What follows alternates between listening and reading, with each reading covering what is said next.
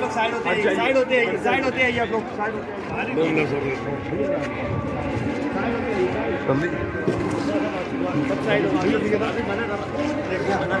यहाँ कुबेरेश्वर धाम में प्रदोष का बड़ा महत्व होता है, प्रदोष काल का बड़ा महत्व होता है, इसलिए यहाँ की जो आरती है वो रात्रि को नहीं होती है। दुनिया के सारे मंदिरों में आरती होती है वो शीश वानस्तुभ्यम हर हर महादेव। तो भाई मैं आ चुका हूँ कुबेरेश्वर धाम में। आज वापस से जो कथा चल रही है शिव महापुराण कथा, आपको मैं पुरानी वाली वीडियो में बताई थी कि कुबेरेश्वर धाम में शिव महापुराण कथा चल रही है। जो मिश्रा जी के पुत्र हैं शिव महापुराण कथा कर रहे हैं। आज उसका 5वां दिन हो चुका है। 30 तारीख से कथा स्टार्ट हुई थी, आज 4 तारीख है, शायद आज कथा का समापन दिन है। तो मैं आ चुका हूँ एक बार और आपको बताने, कथा की पूरी जानकारी देने। तो ये कुबेरेश्वर धाम के पहले तो आप दर्शन कर लीजिए पूरे कुबेरेश्वर धाम के अंदर। यहीं हॉल में कथा हो रही है सामने, वो एक पेड़ के पास और पूरे कुबेरेश्वर धाम का नज़ारा कुछ ऐसा है। अब वो आम का पेड़ था, अब उस आम के पेड़ के ऊपर जैसे आम लगे हरे हरे तो कड़क कड़क आम। तो ऐसा पूरा कुबेरेश्वर धाम का नज़ारा है भाई। कड़ाके की धूप पड़ रही है, आप देख पा रहे होगे। बहुत तेज़ सूरज देवता है यहाँ पर, बहुत कड़ाके की धूप है, लेकिन अच्छी खासी पब्लिक है दर्शन करने जो आई है, कथा सुनने जो आई है कुबेरेश्वर धाम में। अगर आप दर्शन करना चाहें तो पहले दर्शन भी कर लीजिए। तो ये दर्शन कर सकते हो आप कुबेरेश्वर महादेव के। अब वो बोला वाह यार क्या दिमाग चलाता है तू। तो अभी आवाज़ सुन पा रहे होगे, ये मिश्रा जी के बेटे ही कथा कर रहे हैं यहाँ पर शिव महापुराण कथा। तो चलिए आपको हॉल के दर ले आके बताता हूँ मैं। अगर ऐसे पुरानी वीडियो देखना है आपको तो चैनल पर डली हुई है दूसरे दिन की कथा की, तो आप देख सकते हैं। अभी मैं आपको अंदर से जाके बताऊँगा। अब भगवान शंकर ने तो भाई आप देख पा रहे होगे ऐसे कथा चल रही है यहाँ पर। शिव महापुराण कथा 5वां दिन पहली बार कर रहे हैं पंडित जी के जो बेटे हैं वो कथा पहली बार। तो सब लोग ऐसे देखो बैठे हुए हैं यहाँ पर, ऐसे सुन रहे हैं कथा को।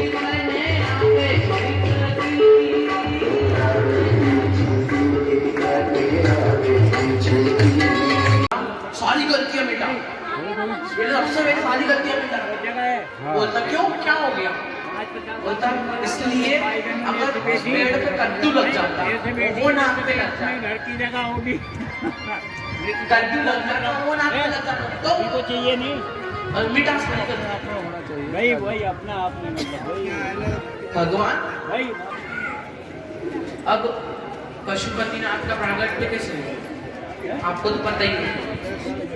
अब वो 3 भाई थे जो तार का सुन के बैठे थे। अब वो बोलते हैं कि हमारे पिता को तो तार का काटेंगे ना, पर हम भी तपस्या करेंगे, हमको नहीं मारना। तो तपस्या करी, तपस्या करी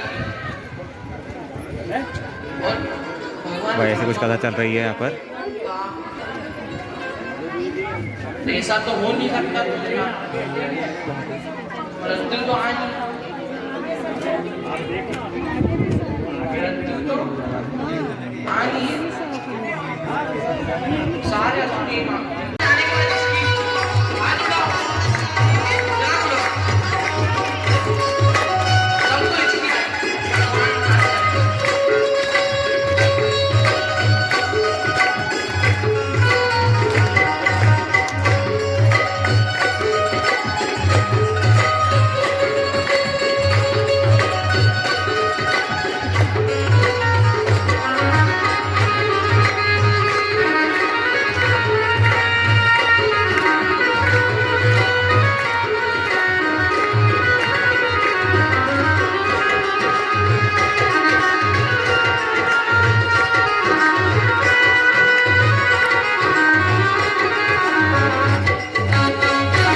देखा ऐसे कर रहे हैं राघव मिश्रा जी पंडित जी के पुत्र कथा कर रहे हैं यहाँ शिव महापुराण की। तो कुछ इस टाइप से कर रहे हैं, आप देख पा रहे होगे। अंदर जस्ट कथा हो रही है।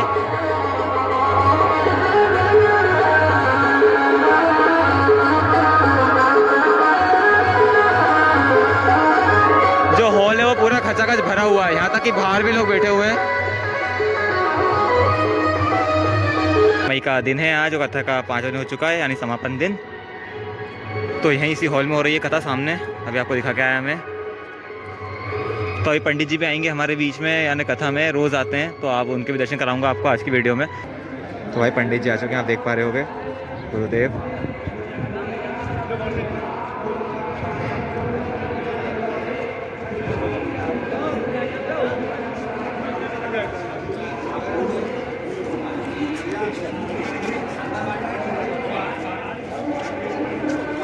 भैया आप लोग साइड होते हैं, साइड होते हैं, साइड होते हैं आप लोग, साइड होते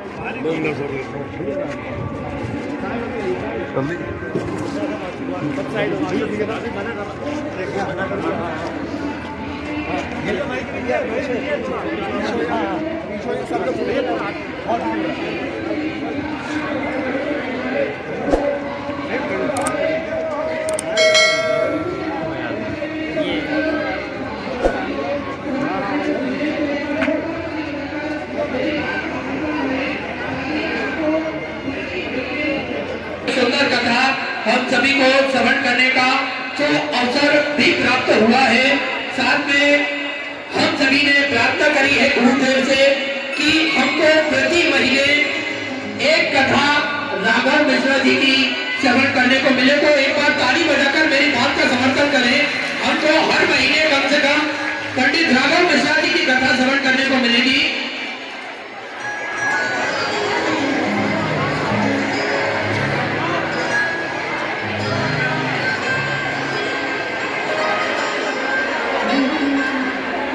कोई गिनती नहीं है, इतने अश्वमेध यज्ञ का पुण्य फल हमारे खाते में आता है।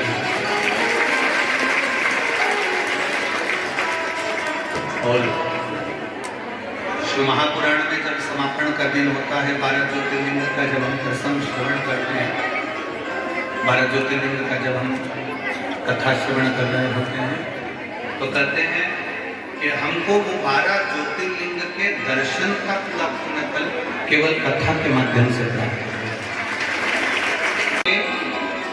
एक ज्योतिर्लिंग के हम दर्शन के लिए जाते हैं तो अनगिनत अश्वमेध यज्ञ का फल मिल जाता है। और 12 ज्योतिर्लिंग की कथा यदि एक ही जगह पर श्रवण करने को मिल जाए तो उसका तो कौटि पुण्य फल हमें प्राप्त होता है। ऐसा तमन्ना है।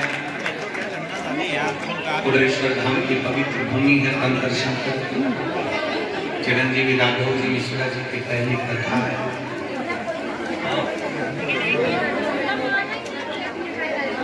और आपका शंकर जी के प्रति भरोसा और विश्वास, इतनी चिलचिलाती हुई धूप गर्मी और उसमें भगवान शंकर की पवित्र कथा को श्रवण करने के लिए इतनी भारी संख्या में आपका आगमन, और केवल यही से नहीं, बहुत दूर उस कथा के मध्य में, कथा के मध्य में भगवान का भी आगमन। एक क्षण के लिए ऐसी कोई कथा नहीं होती जिस कथा में मेरा शंकर अपनी प्रस्तुति देने के लिए नहीं आता।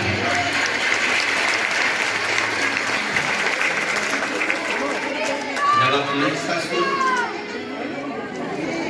महिषासुर मर्दन की कथा सुन रहे थे देवी जी की, उस समय पर एक क्षण के लिए ऐसी हवा का प्रवेश आना कि बाहर की पूरी दान पेटी और देवी गढ़ ये कुबेरेश्वर बाबा की धरा पर जब हम कथा श्रवण करते हैं कि केवल एक कथा से नहीं, आप पूर्व में से जितनी कथाएं करी हुई है सारी कथाओं का क्रम निकाल कर देखिए। इसके पहले जो रुद्राक्षोत्सव की कथा हुई उसका भी स्मरण देखिए कि कथा चलते चलते में एक क्षण के लिए हवा का प्रवेश होता है। एक पूरा के पूरा जो इतना ठुका हुआ था, लगा हुआ था, वो ऊपर उड़ जाता है। तो कहीं ना कहीं ये 12 ज्योतिर्लिंग का जो केंद्र बिंदु है कुबेरेश्वर धाम, ये व्यासपीठ पर जब जब कथा हुई है तब तब बाबा ने किसी न किसी अंश मात्र में आकर दर्शन जरूर किया।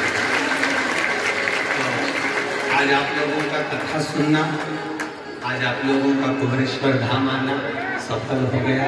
खाली नहीं जाओगे, बाबा भर कर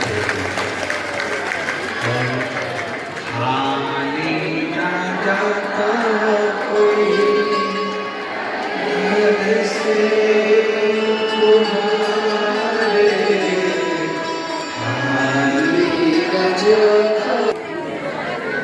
बाबा की कृपा से ये कथा चलेगी।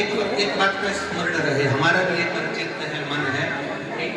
एक यहाँ कुबेरेश्वर धाम में प्रदोष का बड़ा महत्व होता है, प्रदोष काल का बड़ा महत्व होता है। इसलिए यहाँ की जो आरती है वो रात्रि को नहीं होती। दुनिया के सारे मंदिरों में आरती होती है वो रात्रि को होती है। यहाँ की जो आरती होती है वो प्रदोष काल में होती है। सूरज जब ढल रहा होता है और चंद्रमा का प्रवेश होता है, रात भी नहीं होती, दिन भी नहीं होता, तब यहाँ पे आते हैं। यहाँ की आरती का बड़ा महत्व है प्रदोष के समय की।